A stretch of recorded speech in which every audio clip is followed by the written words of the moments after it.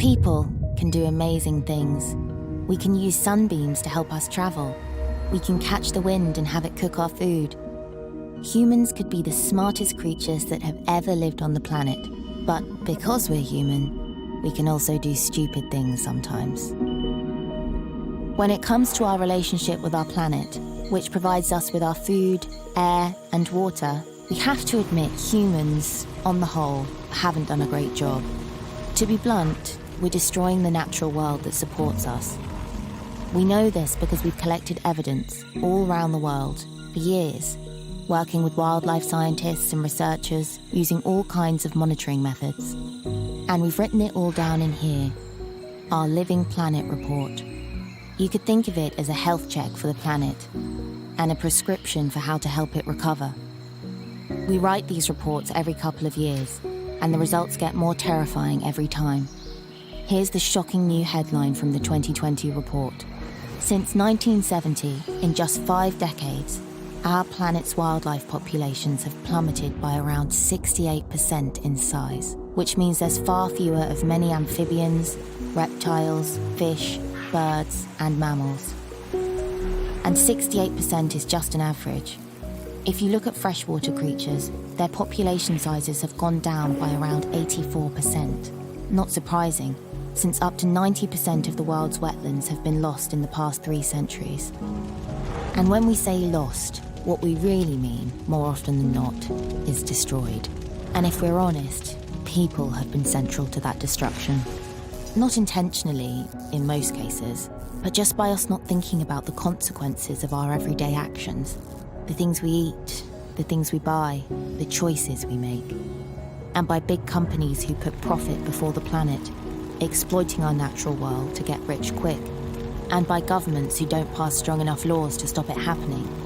Too many people have been carrying on like nothing is wrong, ignoring the alarm signals the planet has been sending us for years. Ice sheets melting, forests burning, seas rising, extreme weather. Our Living Planet report makes it clear that disaster is not inevitable.